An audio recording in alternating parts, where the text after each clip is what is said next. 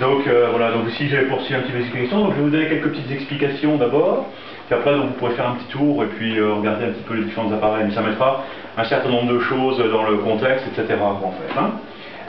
Donc l'exposition s'appelle le rétro-ordinateur, donc c'est une exposition temporaire du 15 août au 15 novembre, et pourquoi le 15 août, c'est qu'en fait on essaie de programmer le démarrage de l'exposition avec les 30 ans de l'IBM PC, donc les fameux les PC qu'on a maintenant dans toutes les maisons.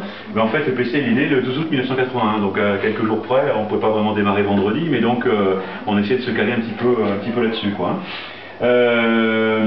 Après, alors donc pour parler en fait des débuts au niveau donc du calcul, en fait dans les débuts du calcul il y a très longtemps, on comptait sans doute avec ses doigts, voire avec des petits cailloux. Arrivé ensuite aux environs de 2000 avant Jésus-Christ, les bouliers égyptiens. La règle à calcul, alors les règles à calcul, si vous n'avez pas vu ce genre d'appareil-là en fait, qui permet en fait de faire des multiplications de manière assez simple. Donc ça c'est apparu vers les années donc 1620. Et puis en France, on a Blaise Pascal qui a inventé un genre de calculatrice qui était un peu compliqué à utiliser. Il en a fabriqué une vingtaine en une dizaine d'années. Ça change un peu des rythmes de production qu'on a avec les ordinateurs actuels, mais donc voilà. Donc c'était la Pascaline. Il avait fait ça en fait pour aider son père qui travaillait dans les impôts, je crois, en fait, à faire certains pour essayer de lui faciliter un petit peu la vie au niveau du calcul, quoi, en fait. Hein. Et puis arrivé ensuite en 1834, donc vous verrez la photo derrière, un Anglais qui s'appelle Babbage et qui a en fait inventé le principe quelque part de l'ordinateur, qui est non seulement de faire un calcul, mais de faire plusieurs calculs, des calculs plus complexes. Et en fait, son idée, c'était qu'on puisse faire un calcul complexe. En fait, c'est une série de calculs simples. En 1834, donc c'était un appareil qui était mécanique hein, à l'époque, et il n'a jamais réalisé son appareil parce qu'en fait ça coûtait extrêmement cher, il y avait 25 000 pièces qui étaient nécessaires, et il y a des problèmes en fait de tolérance mécanique, et il n'a jamais pu arriver en fait à construire son appareil à l'époque. Et ceci, c'était quand même un génie.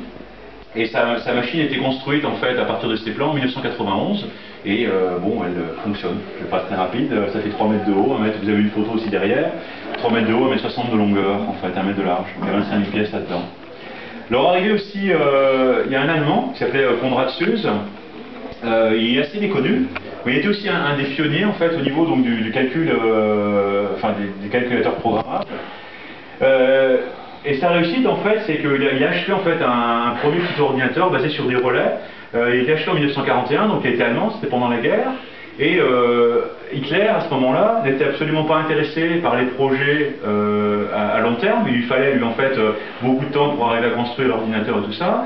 Et Hitler était persuadé que la guerre ne durerait pas longtemps, donc il était intéressé que par des choses à court terme. Donc en fait, il s'est absolument désintéressé de la technique. Et fort heureusement, parce que bon, comme ils étaient déjà relativement avancés au niveau des systèmes d'encryption avec l'Enigma, etc., pour brouiller les messages et tout ça, on aurait pu avoir en fait un déroulé qui aurait été un petit peu différent s'ils avaient utilisé ce genre de machine, quoi. Donc, je vous parlais aussi un petit peu maintenant du langage informatique, vous allez comprendre un petit peu ce qu'il en est, ça vous comprendrez un petit peu mieux ce que vous entendez parler au niveau des ordinateurs, c'est assez simple, hein, on ne va pas là-dessus. Donc en informatique, on utilise en fait ce qu'on appelle le binaire, donc on a des 0 et des 1. Donc on compte en compte, donc au lieu de faire comme nous, on utilise normalement le décimal, donc on compte, donc on va de 0 à 9, on fait donc des paquets de 10. En fait, en binaire, on fait des paquets de 2, du 0 et du 1. Alors ça a des avantages, en fait, ça permet également de faire des liens avec la logique.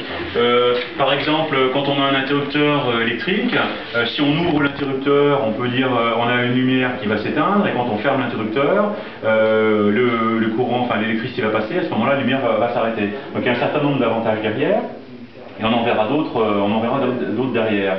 Donc, je vais vous montrer, pour comprendre un petit peu mieux comment fonctionne le binaire.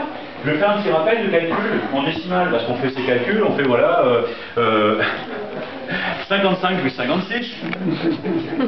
Donc on fait 55 plus 56, quand vous faites ça, bon, vous savez que ça fait 111, vous posez même plus tellement la question. Mais en fait, comment ça se passe si on fait l'addition sur un papier, parce que souvent on va prendre la calculatrice, mais avant la calculatrice, on faisait encore les calculs papier. Donc qu'est-ce qu'on fait? On pose d'abord les unités, donc je vais d'abord afficher sur mon papier mon 55, qui va être affiché ici, et pour faire 56, donc je vais lui mettre 6 unités, je vais rajouter donc 6 unités, 6 plus 5, donc ça fait 11, et je retiens 1. Donc ici, donc, je suis passé au 61, et quand je vais lui rajouter mon 5 donc de mon bon 56, une dizaine, on est ici, et on rajoute donc à ce moment-là, donc 6 plus 5, 11, et on rajoute la retenue qui arrive ici, donc j'arrive à mes centaines, donc unité, dizaine, centaine. Donc c'est comme ça en fait qu'on calcule en décimale, il n'y a rien de sorcier, quoi, c'est simplement les choses. Donc en fait ce qu'on fait quand on calcule en décimale, on a donc des paquets d'unités, des paquets donc de 10, de dizaines, des paquets de 10 fois 10, 100, et des paquets de 10 fois 10, 100 000, etc. etc. Ben, quand on arrive en fait en binaire, on a la même chose, sauf qu'on a des 0 et des 1. Donc on a d'abord des unités, des paquets de 2, des paquets de 2 fois 2, 4, des paquets de 2 fois 2 fois 2 font 8. Donc ça vous explique maintenant en informatique on n'a pas de 3, enfin vous entendez parler des stockages de 2 gigas, 4 gigas, etc. En fait c'est la raison, c'est le BABA, ça arrive là-dessus, quoi. Simplement qu'on on a quelques millions de plus, quoi, en fait, mais le principe est le même. Donc si vous voulez en fait faire une petite conversion donc de binaire en décimale, bah, c'est pas compliqué. Vous avez un chiffre comme ça, donc il va être 1, 0, 1, 1. Vous avez donc une unité.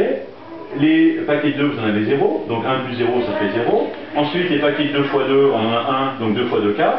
Et les paquets donc, de 2 fois 2 fois 2, 8, on en a 1. Et donc ça nous fait un total de 13. 8 plus 4 plus 1. Donc voilà, à ce moment-là, c'est tout simple.